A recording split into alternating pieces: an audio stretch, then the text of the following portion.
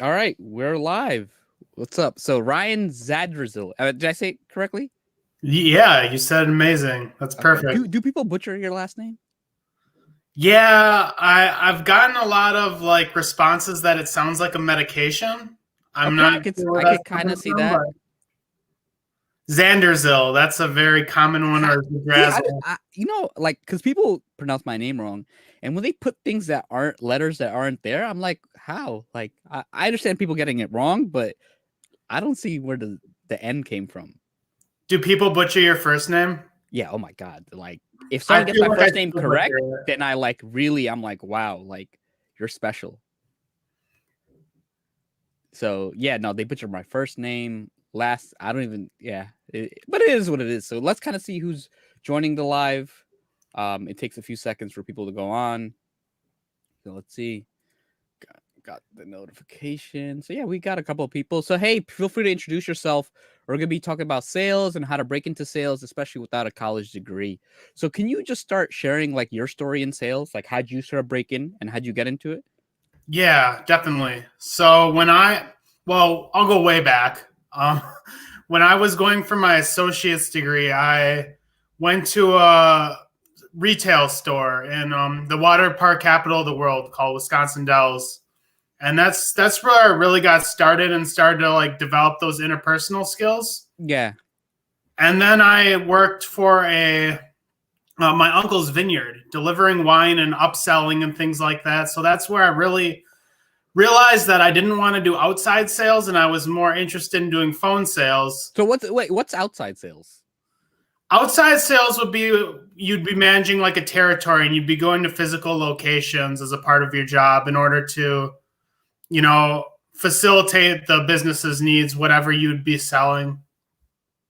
Interesting. Okay. So you wanted more just phone cold calling. Inside sales, yeah. So inside sales is phone is like is it cold calling or So my first job was like strictly like my first phone sales job was just cold calling. There was like really no emailing, no strategic, outreach system. It was just hammer the phones. So that's where I got my start.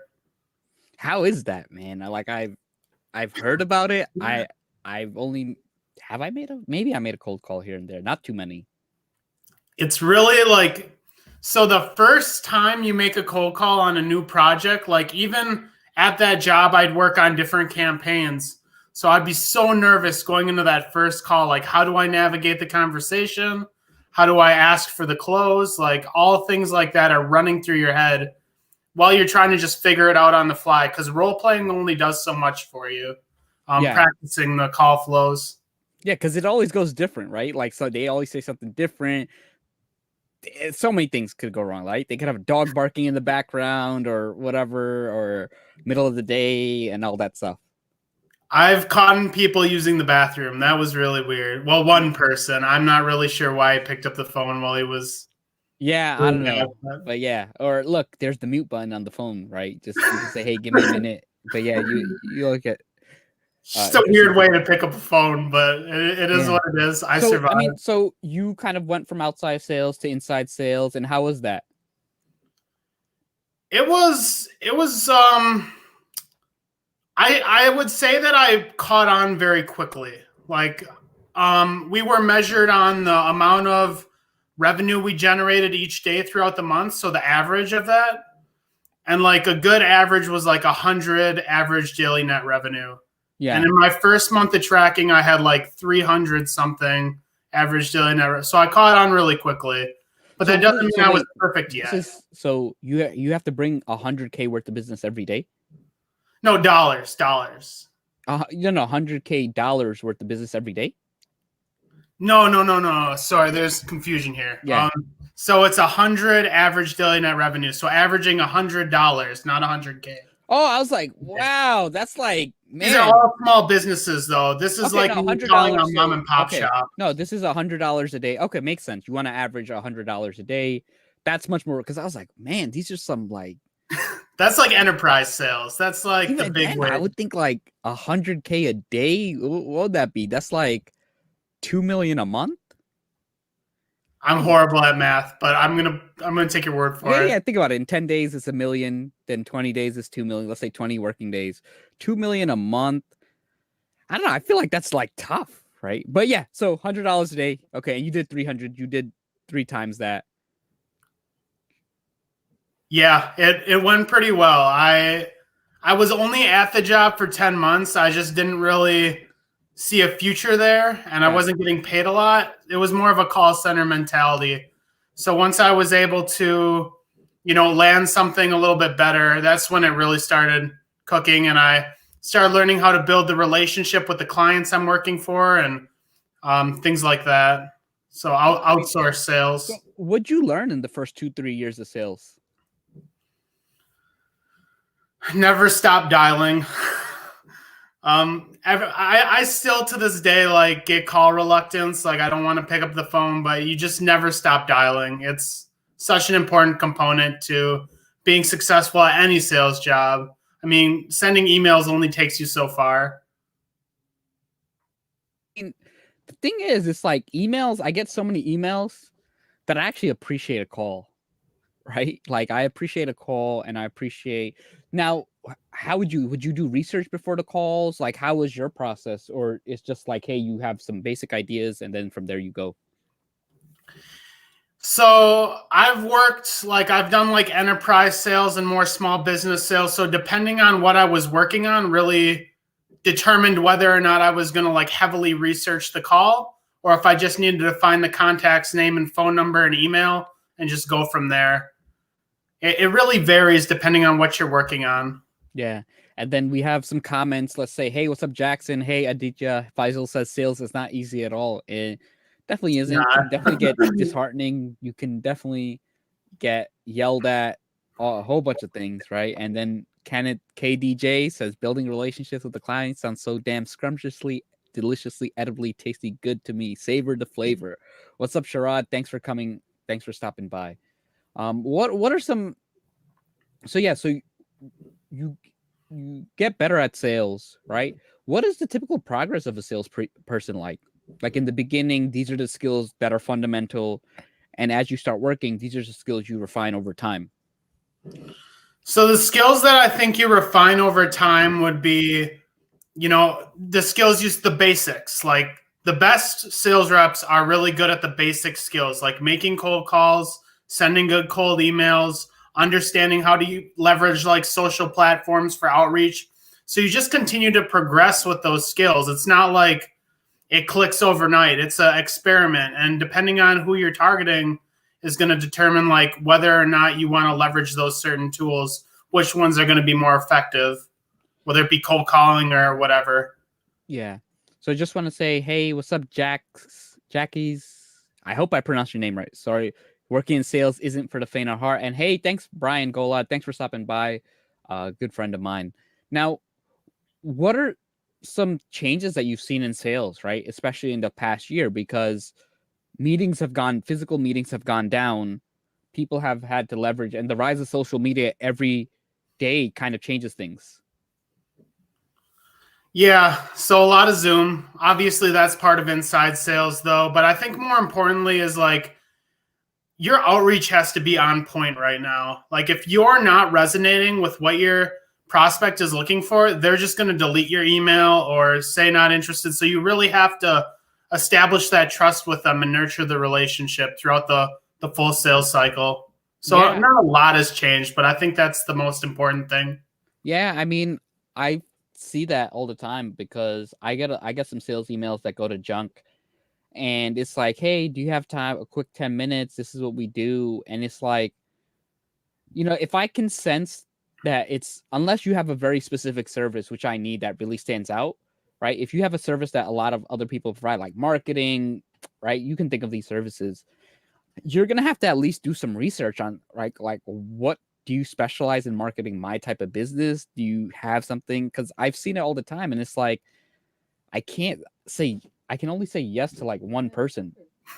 No, 100%. Like I know like especially if you're selling to like sales leaders, like I'm kind of in a lucky position right now where I'm selling to people, director of counseling center or the VP level where they probably aren't inundated with as many emails and phone calls, but you really have to just find a way to stand out. And personalization is a huge part of like that enterprise sales, like being able to make yourself feel relatable and just provide value right off the bat. I think you're muted, Junaid. My bad. So you do have to demonstrate a lot of value, and the thing is, you don't have to do. You just have to do more than like 95% of people, because 95% of people just do a strict. I've even got some so bad that it's like high date, high name, Yep. and they date, and it's like I'll be like, hey, you forgot to fill in your auto complete or something like that, and it's like don't read the script. It's like it has to change now.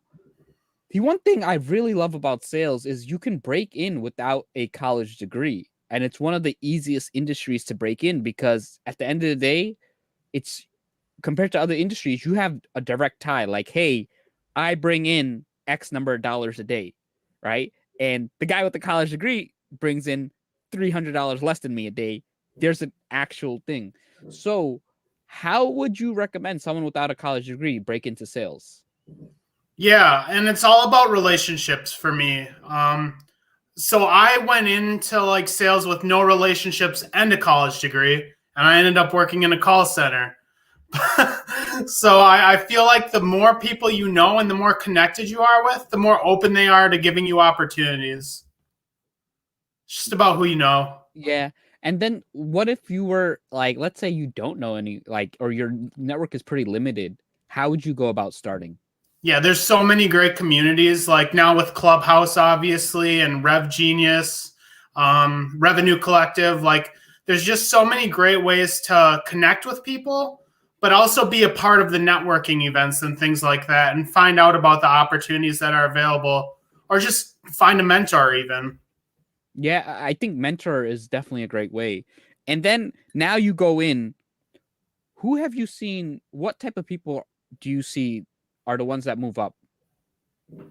The ones that continue to fall in love with the process. What Yeah, does that mean? definitely all falling in love with the process. Because if you focus on the numbers, it gets really stressful. Like you're just fixated on, I got to do X amount of dials. But if you fall in love with the process, the numbers begin to take care of themselves.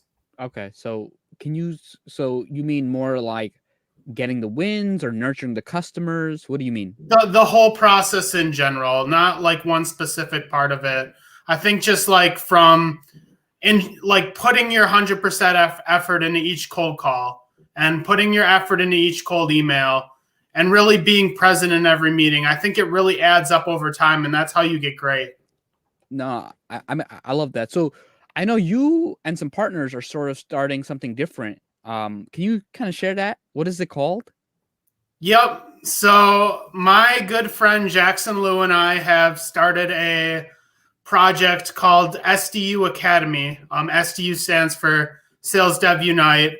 And the reason why we started it was because we were both able to break into tech and SaaS sales, and we want to be able to provide other people with that same opportunity. It took us a long time. We were both in our 30s when we did it, but I think we have a lot of value to offer, and what we're offering is free to the people that are chosen for the 90-day mentorship we're going to be doing. What motivated you to sort of start something like that?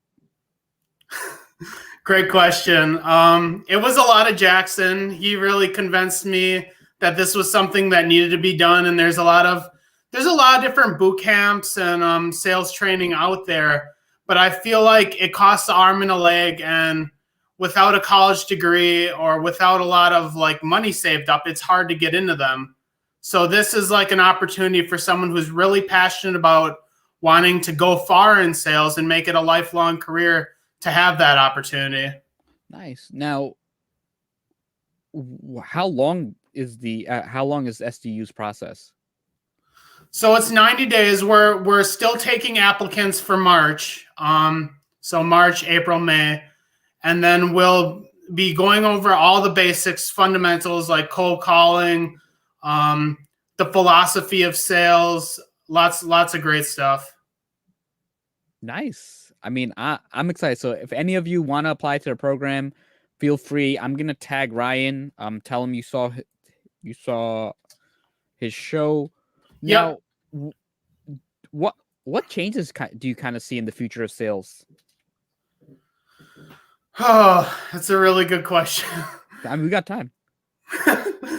I feel like the biggest change is going to be finding how to like use automation but still keep things personalized, because I feel like a lot of enterprise companies, they're trying to reach out to clients, and obviously like volume does play a role to a certain extent in getting meetings, but at the same time we don't want to lose that personalization. So like AI, things like that, maybe playing a role in the email process. Yeah, no, I Even think prepping for cold calls too. yeah, I think it's always about finding the right balance, because I get it, right? There's only so much research you can do on potential, and obviously, the later you are in the pipeline, the more invested you are, right? The more time you need to spend, right? Yeah. If you're doing cold calls, you can maybe only spend 2 to 5 minutes on each, maybe even less. But versus if you spend some time, then you make sure you do have your notes. Now, like for cold calls jobs, how many cold calls do you kind of see? Like what are like the ranges of calls that people have to make? It varies so much, man. Like, Yeah. So what's a like low end? Like what's a low end cold call and what's a high end? a high end, I would say anything over 100 in a day. Okay.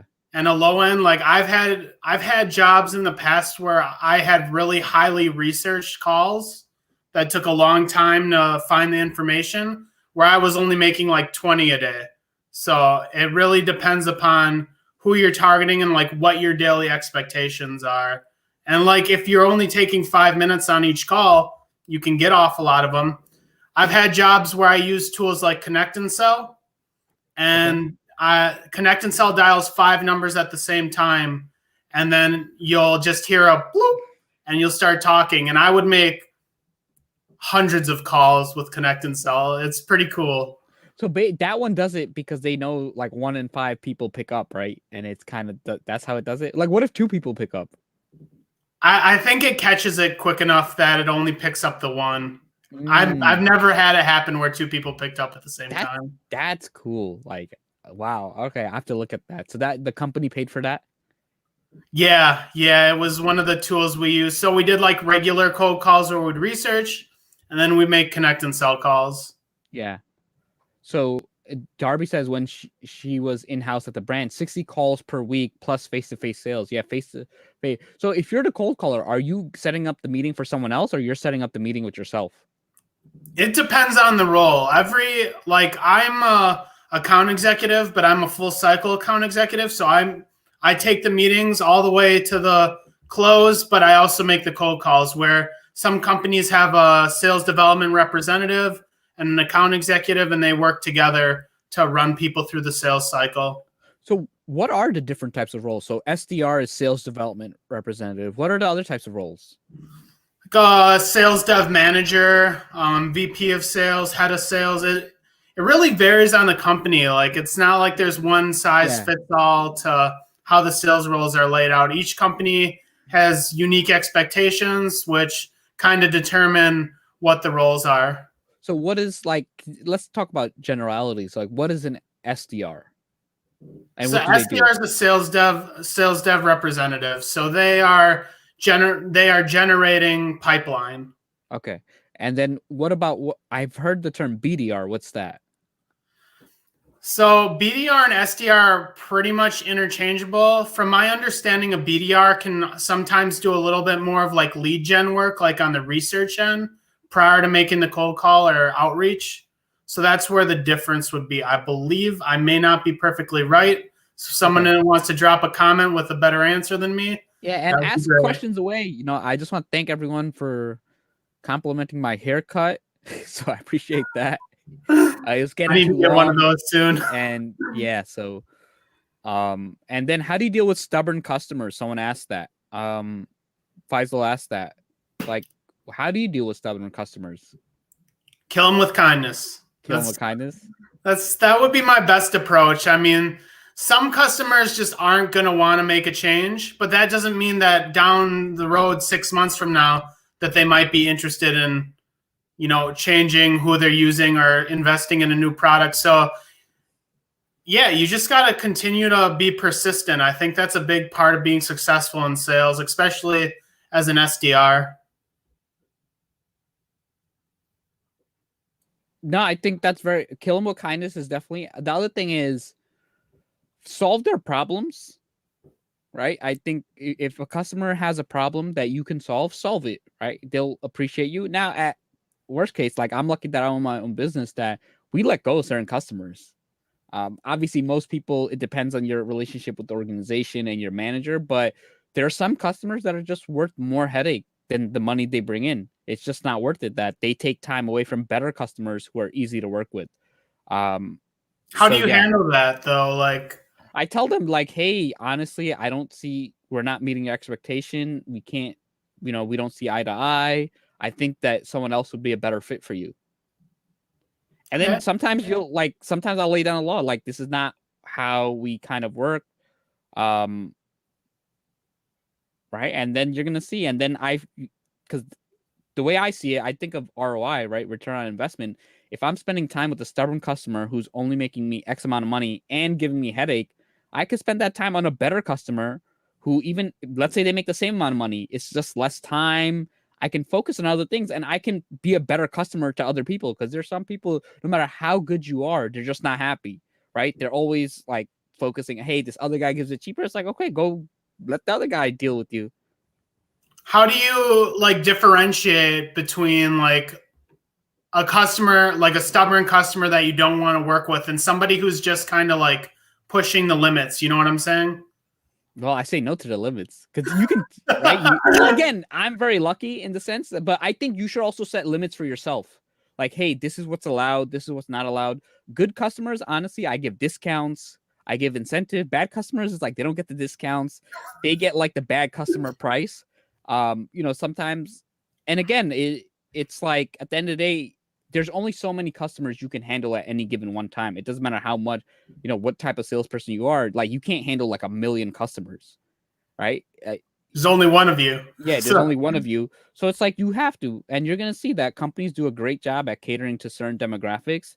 And if yes, maybe if you're the cheapest solution, you may you have no option. But I think as you develop a reputation, as you go through time, it just makes sense, right? That in the beginning, right? Obviously, in the beginning, you can't, beggars can't be choosers, right? And depending on your position, obviously, but now, thankfully, I'm in a decent enough position that I can kind of say, hey, you know what? It's just not, I can't give you daily updates on this. I can only give you weekly updates, or no, I can't do XYZ, or no, hey, you only get two things and then we charge for extra meetings and all that. Because again, you have to think about what it makes sense for a role, but think about your numbers. If the more time spent on this client is less time spent on other clients, less time spent generating new leads, right? And if you think about it that way, it doesn't make sense to just go crazy on all clients. Sorry, and Darby unfortunately can't do that. I really feel for you. I understand. Because some places again, and I think as a manager, you have to understand, hey, look, the time of your employees is a finite resource, right? Happy employees make for better employees, and you have to really think about that because salespeople are under a lot of pressure, right? And they perform their best when you make it easy for them and give them, kind of treat them well. yeah, I would 100% agree. What do you think are the key components to creating like a healthy work environment for salespeople? I think setting expectations like, hey, you know what, this is what the quota, and setting things that are realistic, right? Like, let's say your average has to be 100, but it's nearly impossible to like get over 90, right? Because one guy did it. I think you have to be reasonable. I also think you have to let you have to know the strengths and weaknesses of each person and figure out what type of process is best for them. Some people are great SDR, some people are great account execs, some people are great. I somewhat dislike that, hey, here's the normal process of a salesperson, because some people can cold call all day, no issues. For other people, it's very draining, right? some people love nurturing clients at the account exec level, whereas other people just like, hey, new. They like the new. So I think you have to really figure out what are their strengths, what are their weaknesses, what do they like doing, what do they not like doing, and then building the team around that. Because you focus on the tasks that people like doing and knowing their styles. Like some people are more extroverted, some people are more introverted, right? And they each have their own way of working and they each can be successful in different ways. So I think the challenge would be like with an established company, yeah, I understand like setting clear expectations being important, but you understand what those expectations are needed to run the business. But say if you're in a startup, it's a little bit different because you're wearing a lot of hats and you got to kind of find where your strengths lie and where you need to improve the weaknesses. So I think in a startup, because I have a startup, you got to figure out where each person, it's even more important because a big company, you can have waste, right? Because you have enough processes and things in place, enough people moving the machine. In a startup, the thing is, if you have waste, it really impacts growth, right? Because startups need growth. And if you have a person focusing on an inefficient area of business, that's time that they're not focusing on their efficient area, on the areas where they get more ROI.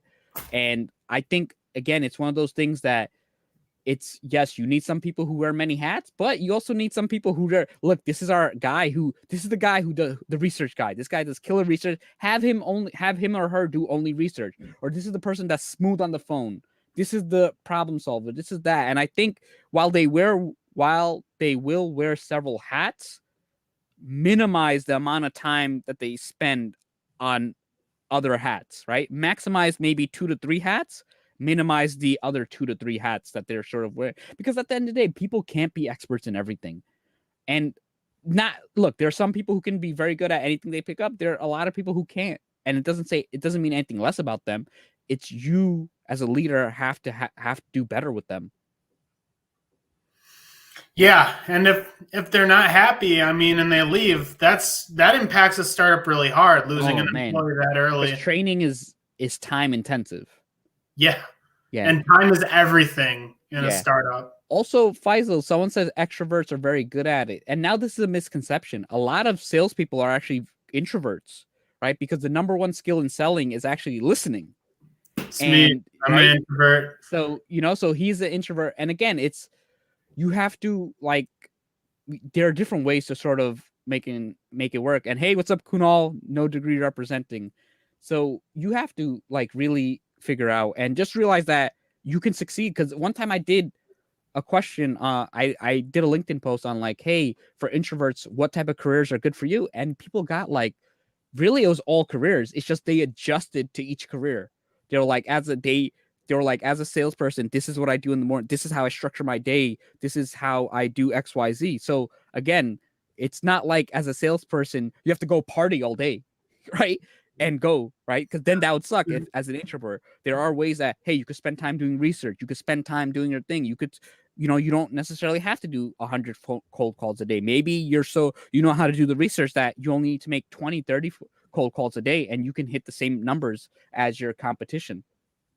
So I find that it's almost, I'd say, equally important what I do at work as an introvert, what I do outside of work. So I'm mentally prepped and ready to go each day, because if I drain myself at work and then I go do a million other things afterwards that are draining, I'm not going to be ready to go when it comes to Tuesday or whatever day of the week it is. So that's a really important part for me, just being successful as a sales rep. So basically, for you, if work is draining, you make sure that you're not partying, you're not going to extra social activity, or you'll limit yourself outside, right? You'll be hey, I'm not, I limit myself to social activities more on the weekends because I need the weekdays to sort of keep to myself and recharge. Yeah, and even in work, I block my time, so I have from this time to this time, I'm going to be making cold calls or doing whatever. But I also block time for breaks. And that's a super important part of working remotely, is being able to take those breaks and give yourself a rest for a little bit so you can come back recharged. If you just sit in your chair for 8 hours, you're going to be drained really quickly. Yeah, no, I mean, I see it all the time. It's just you have to know what people are good at, who can go what. And it's okay if you need the break, and then some people prefer no break. Because I see a lot of times, a lot of advice is like hammer, hammer, hammer, right? Sales, hammer, hammer, hammer, more calls, more calls, more calls, more calls. For some people, that's actually very detrimental, right?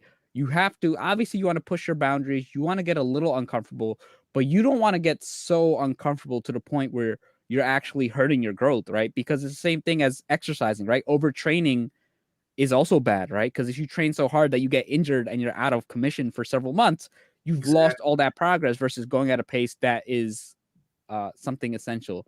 It's a marathon. It's a marathon, not a sprint. Yeah, and then Kelsey said time block is a great idea for breaks. Hard time remembering when to step back, and I think it's not easy, right? But the thing is, when you overstep your boundaries by a lot because you don't like it and you really regret it. How have you learned how to work with your boundaries over time?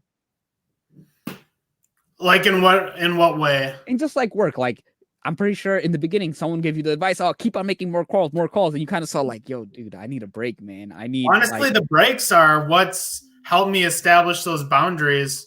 Even at my first inside sales job, we were scheduled certain times of breaks, and I would always make sure I got outside and like walked around the building or something to recharge, because I knew coming back to it, if I just sat at my desk and took a break, it really isn't a break, because you're still at your desk and you're still cognizant of everything that's going on at work.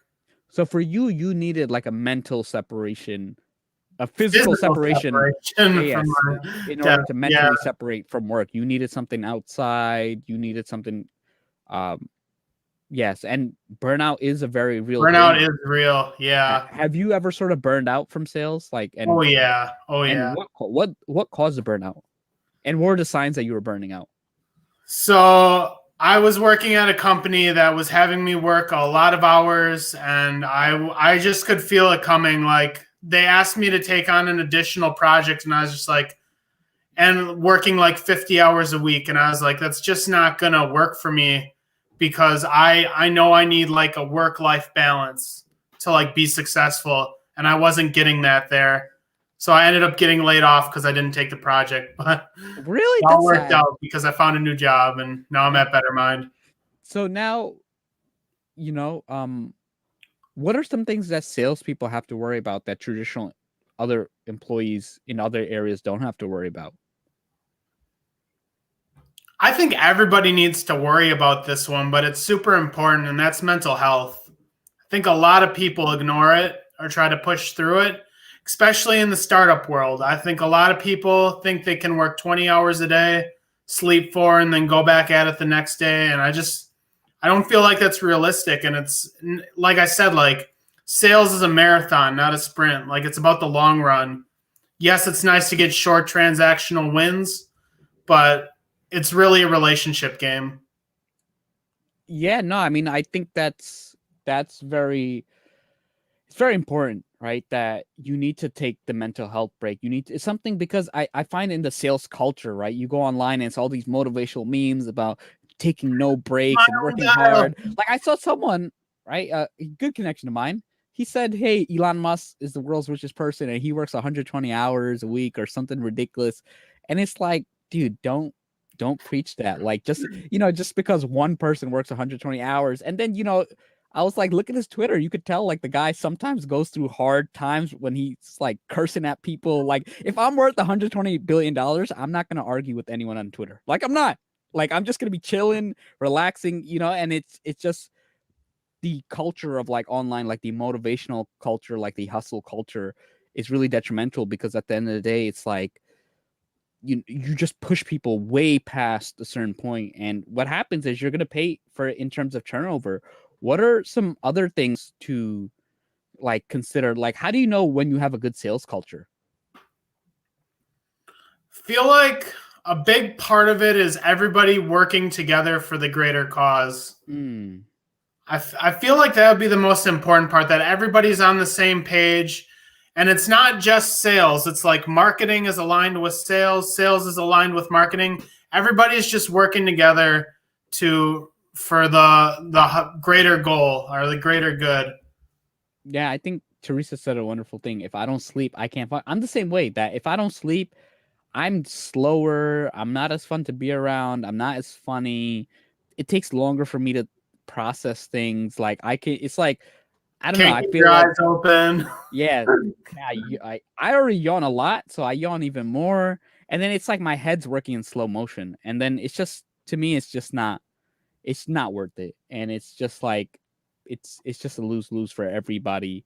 Uh, for everyone. And Kenneth has no problem saying no. And you always have to look for the bigger picture. Some other things I've kind of seen is that like now let's go into salaries. What's the typical like entry level SDR BDR salary? So this again varies Yeah, yeah. because But let's go. I've interviewed for jobs where so there's usually a base and then a commission. That's like Yeah, the typical. So I've interviewed for some where it was like 35K for the yeah, base and then commissions. And I've interviewed for ones where it was 60K plus commissions, but I don't know. Sometimes it's not all about the money, I've found. It's yeah. about doing what you're happy with. Okay. So now you must be really happy working at your current job because I was looking at it and you sort of sell like you're very big on mental health and they kind of sell. What do they like? Can you describe your current company if you're allowed to? Yeah. So I work for BetterMind, and BetterMind is a platform for students, college students, to get online therapy. So it allows them to pick counselors based on things like gender, race, religion, sexual orientation, language. So it works as an extension of the already existing counseling center typically, Yeah. or with schools that don't have a counseling center. Yeah. So Kelsey says she told Teresa she thinks it's Tuesday. In my mind, it is. So I think Teresa mentioned that like when you don't sleep, you don't know what day it is. But It was that kind of day for me today. I mean, I didn't sleep that great. I had nightmares about the Packers game, oh so man, that it was sucks. rough. That sucks. That sucks. Now, do you see a lot of people without college degrees in sales? I do, but I feel like there could be a lot more, and that's why we, like Jackson and I, decided to do SDU Academy. It was because there's a big barrier, especially getting into tech and SaaS sales. Yeah. That's the hardest to break into, and I have a college degree, and I had a hard time breaking into it. So that's really why we started SDU Academy, to get other people the opportunity to be able to at least have a chance at breaking into tech and SaaS. Yeah, I see that a lot because look, I really hate positions that require a college degree in sales. Like to me, it's just like, why? Right? Like I remember I've had a few people on my podcast and he mentioned how he was interviewing for a role and they're like, oh, your competition has college degrees, but you don't. But it's like, it's a sales role. Ask him about his sales. Your competition has sold XYZ. Your competition has experience, right? Talk about things that are sort of relevant. And I think, but I do see it kind of just becoming more emphasized that sometimes there are some things you can't you just develop right there.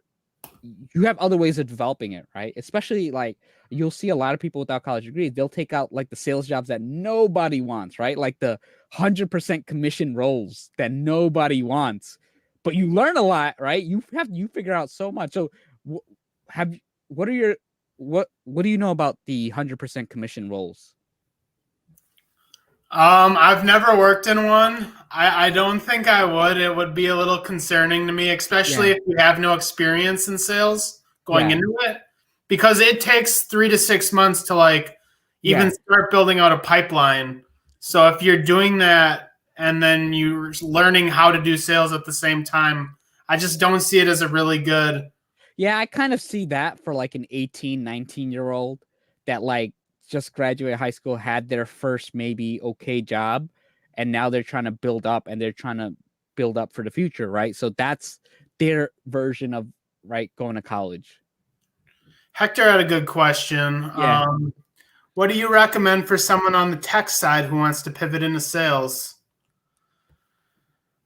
It's a really good question. I want to make sure I answer it right. Hector, my suggestion would be just start building relationships with people on the sales side of things, whether it be through audio messaging on LinkedIn, trying to set up like a Zoom call, and then trying to find a way to leverage all those relationships in order to get that new role. I think that would be the best route to go if you have no sales experience but tech experience. There's also a lot of like SDU Academy or other mentorships out there where you're able to kind of lay a foundation and then break in. Yeah. So those are a couple options. And what I'll add is, regardless of your background, own your background and look at how you offer something different than most traditional salespeople. So you have the tech side, right? So when you're going into tech sales, one of the advantages you'll have is that you have intimate knowledge of working with clients or working in tech. That I've worked with a lot of salespeople, and it's sort of embarrassing when I know the tech more than them, especially if I'm not like intimately familiar. It's like I'll ask them questions and they'll kind of not give me an answer. So use that as an advantage. Just say, hey, look, I know how much, like, let's talk about PC sales. I know how much RAM I have. I know what video card I have. I know exactly what are your technological needs, as opposed to selling you something. Read a couple of sales books, right? I think learn the art of negotiation, the art of selling, the art of persuasion. Learn that and leverage your background, because you'll probably know way more tech than any salesperson, right? So that's kind of what I would recommend. Podcasts too. Podcasts are great. Oh man, there's so many good sales podcasts. So I would definitely go listen to. Are there any you recommend? So Hector says sales experience through your freelance. Why is that hard to put on your resume? You're a salesperson. You got to sell what you have. It doesn't matter. Sell it. Talk about how you have a passion for sales and you want to break in and you took XYZ, right? Like, I've never traditionally worked in sales, and, I've sold a couple hundred, like, 100, whatever. I sold, like, my business sold well over 6 figures, last year. And I didn't have the traditional thing, but now I could get a tech sales job because I've been in those meetings. I've sold these deals. So don't stop yourself from putting it on your resume. You have a decent amount, right? That you have worked with that. You've dealt with some issues. So I just see it happen so often that people are like, I can't put this on a resume. It's like, why not? People are doing it and you can sell. Your resume, I mean, at the end of the day, it's your resume. So yeah. Look, it's one thing if it doesn't make sense, but if it's professional, it shows you can talk about it, you can say something about it, go put it. Yeah. So podcasts have changed the game, man. They have. What are the podcasts you listen to?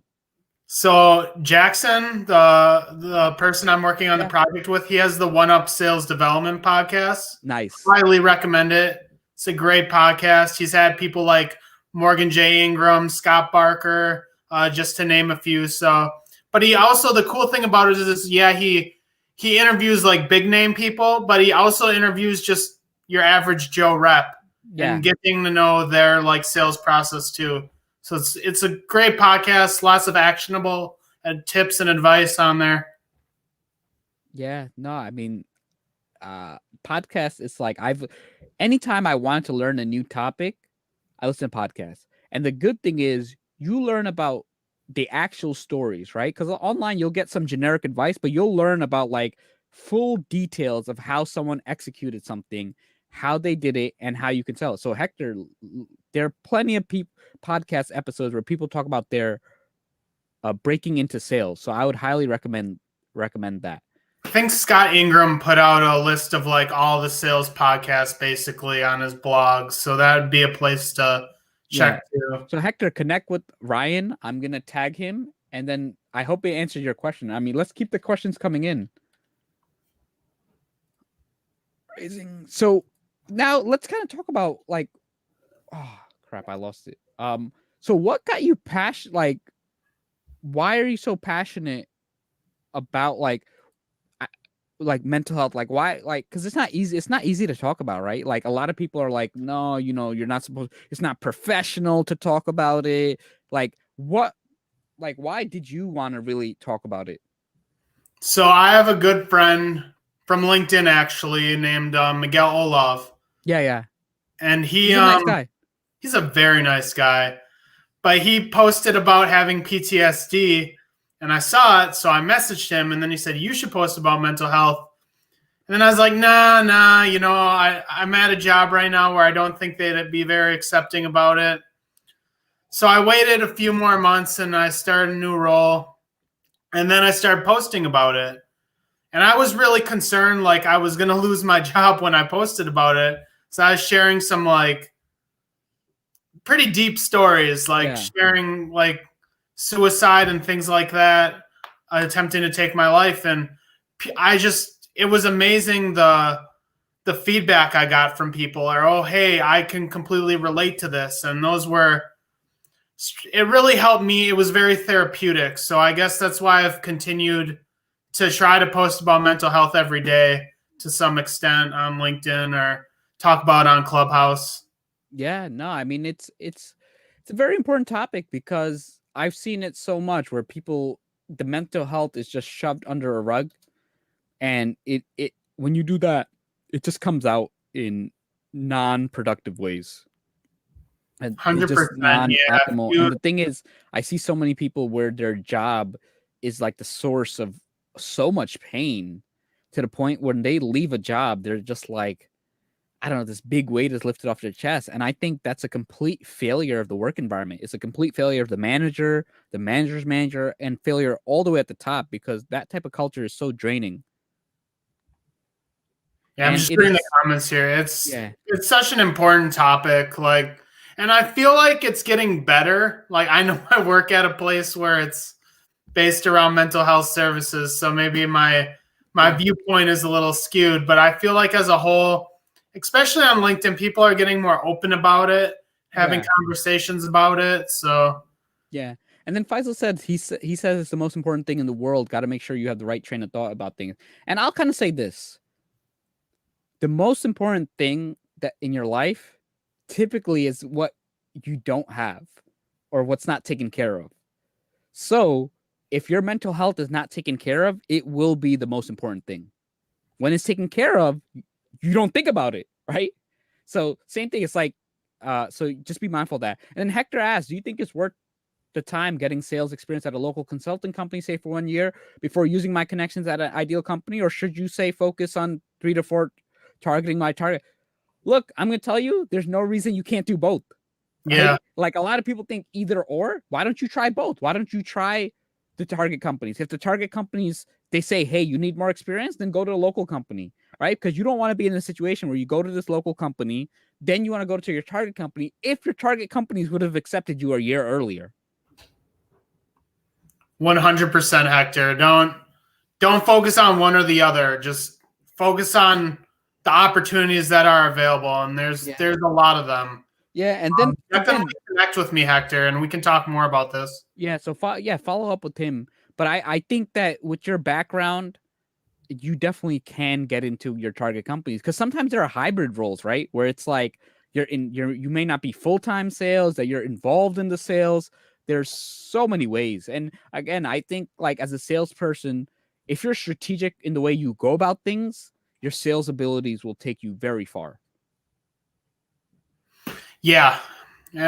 Like I said, it's a lot of it is about who you know, and the other half is your experience and how you can leverage it.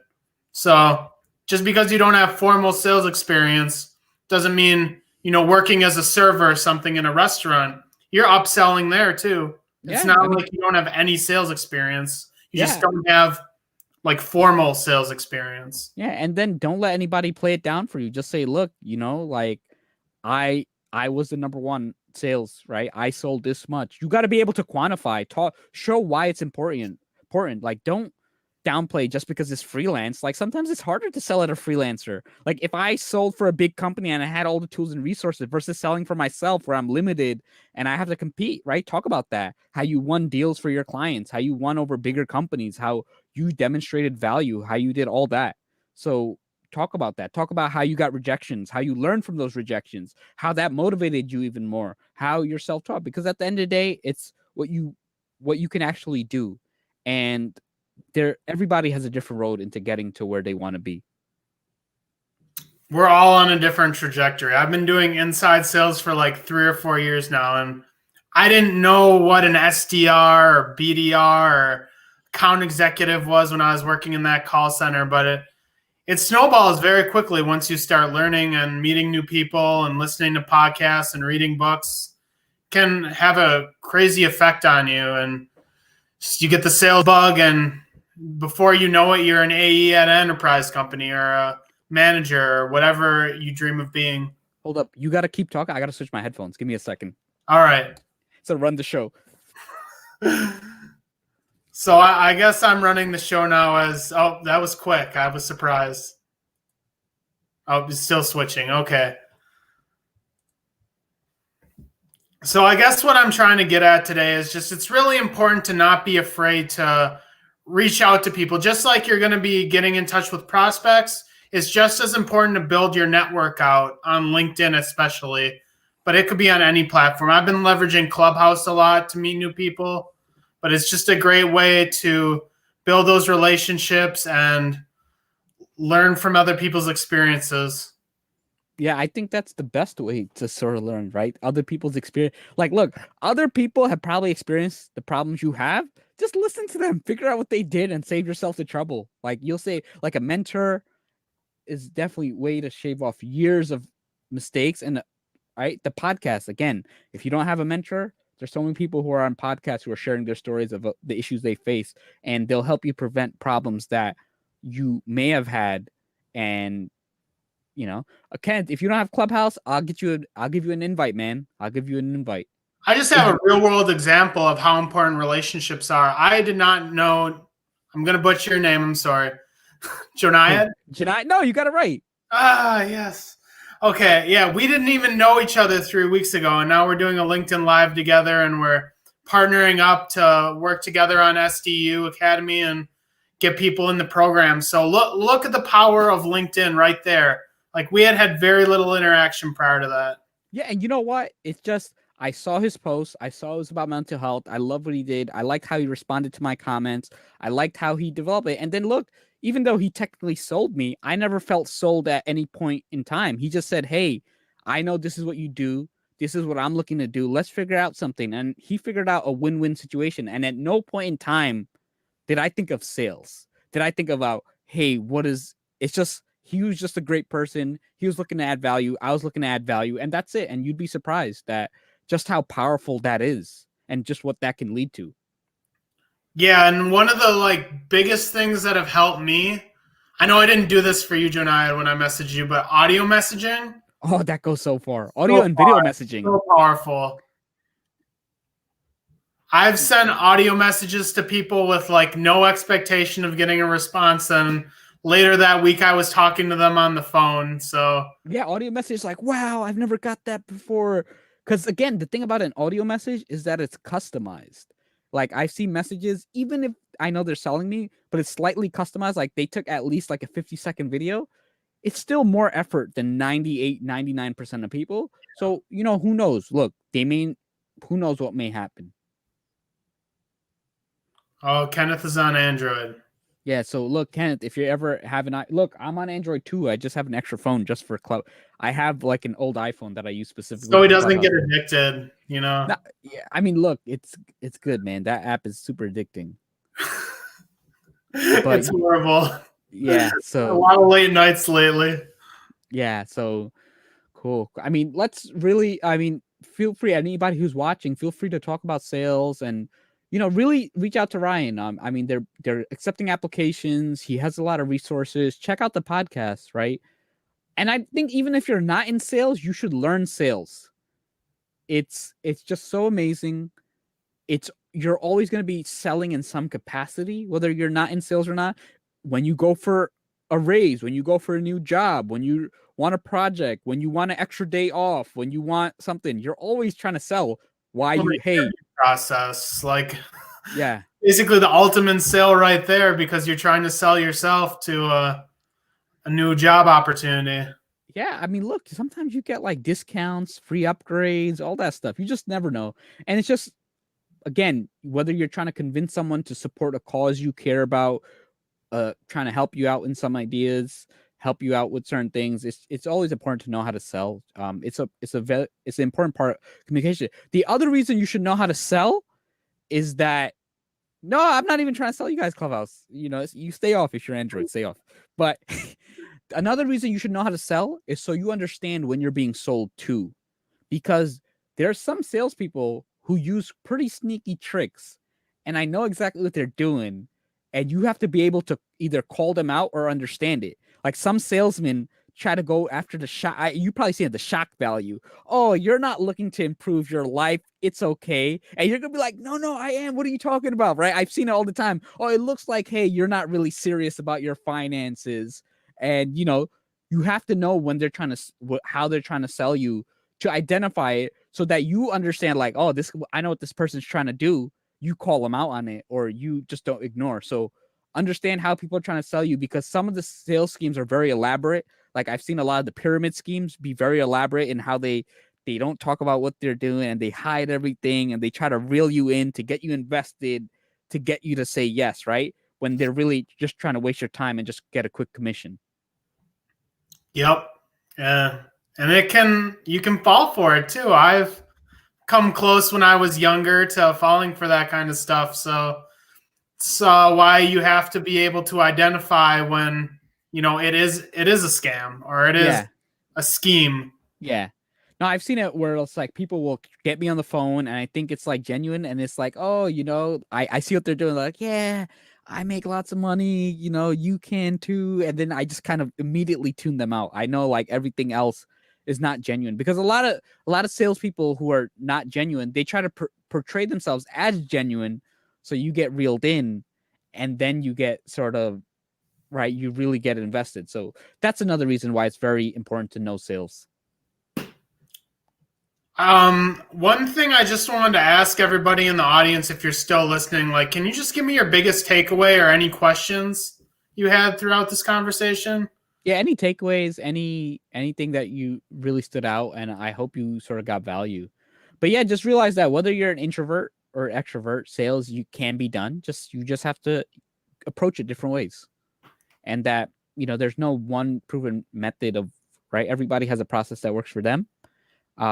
He said he just hangs up, no ifs, ands, but Vector, come sell these knives and learn how you too can make 100K. Oh man, everybody knows that. Do not go for Cutco knives, Vector marketing. It is a good way to learn how to sell, but it's not a good opportunity. It's so true. Yeah, no, it's just, I've seen it. I remember in high school, I was one of those chocolate ones. It's just crazy. They all have the same business model, and it's just crazy. I've seen like so many people fall for it, regardless of education. I've seen like doctors at these meetings. I remember she was so sneaky, man. This lady, she was like, "Oh, you." I was like, "Oh, I'm not interested." She's like, "Oh, okay, it's for a tutoring job," and I used to tutor in like that time, and it was just like, I was like, okay. And then I went, and it was a Primerica, like one of those like meetings. And I was like, I just left in the middle of the meeting, man. It was just like, I just felt like that lady just sort of used me. How do you stay committed to sales? You just gotta fall in love with it. That's the committed to sales means, like, for me, it means like my job ends at the end of the workday, but that doesn't mean my development stops. Like, whether it be reading a book, listening to a podcast, doing a LinkedIn Live, whatever it may be, those are the things that are going to make you really want to stay committed, because then you're invested in wanting to get better. Yeah, and realize that, look, a sales career may not be for everyone, right? That some people may not be for you, just like engineering may not be for everyone, just like podcasting may not be for everyone. Yeah, I feel bad for you, Faisal. Primerica gets a lot of people. Sunday says, I love affiliate marketing. Can someone give me an hour class? Affiliate marketing, you need more than a 1 hour class. Affiliate marketing is extremely competitive. You need more than a 1 hour class to sort of do well in it. So, yeah. And also in general, you shouldn't have to, for a sales job, you should not have to pay for a sales job. If you have to pay in order to sell someone's product, unless you're like a legitimate wholesaler, right? Just kind of walk away. Like, you should not have to pay for a job. You maybe pay for learning skills or building skills, but yeah, just that's one way. Because again, learn how to counter salespeople. It's a good skill. Yeah, those affiliate marketing programs you definitely have to understand what you're doing in order to be successful in it. And if you don't understand what's going on, if you just spend an hour trying to learn how to do it, it's probably not going to go well. Yeah, I mean, affiliate marketing, and again, affiliate marketing is such a big area that there's social media, it's so vast that you can't really learn. Like, there's some people who strictly focus on Amazon, some people who focus directly with the manufacturers. Typically, there's an SEO search engine optimization component where you have to drive traffic, and then you have to convert traffic, right? That's another thing. So it gets very complex, very complex. Yeah, and if you're paying to do all of that, I don't see a lot of positives coming out of that. So affiliate marketing, I think, check out the Income School. The Income School guys, I think, are pretty decent. There's a YouTube channel where they talk about sites, and I think the advice they gave is pretty good. So check out the Income School guys. And be careful about learning affiliate marketing online, because a lot of them just sell overpriced courses. So you got to be careful about that. So any final comments before we sort of wrap up? And what do you want to sort of give the audience before you sort of end it? Yeah, I just want to say that, like we talked about, some highlights. You can be introverted and be good at sales. Like, it's not something that can't be done. I've been introverted for my whole life, so still doing it. The second one would be cognizant of your mental health. It's important in any profession. Just be aware of how you feel, where your energy's at, what you need to do to recharge.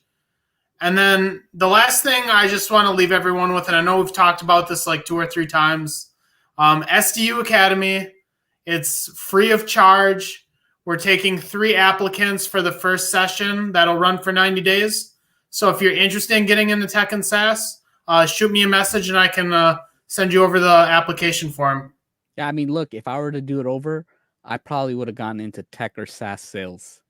It's hot right now. Yeah. It's so hot. So yeah, I'm gonna eat this apple after. I was considering whether or not I should eat this apple now or after, but I was like, I didn't want like the crunchiness of the microphone. Like, you hear the crunch through the microphone. So I'll catch you guys. So thank you everyone for kind of stopping by. I hope you found this valuable. I hope you learned a lot.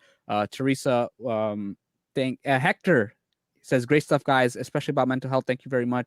Leave your favorite sales books in the comments. You know what? I think that's good. So I'm going to drop, I don't know if they're sales, but this is called, this is a book on negotiation, which I think is an important component of sales, by Chris Voss.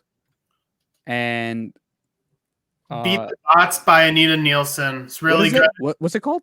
It's called Beat the Bots. It's all about how you beat AI and like how sales will get so technical. And yeah, by Anita Nelson. Anita. Yeah, Nelson. Yeah. Okay, Nelson. And I'm gonna put who am I gonna put? Secrets of Power Negotiating. Power Negotiating by Prospecting's a good one. I have a whole list somewhere of all the ones that I want to get to at some point. All right, cool. So yeah, Arlene, you know what? We got to do a live. I think it's been a while. I don't know. We got to connect. But I met Arlene. I think it's been 2 years since I met her. Wow.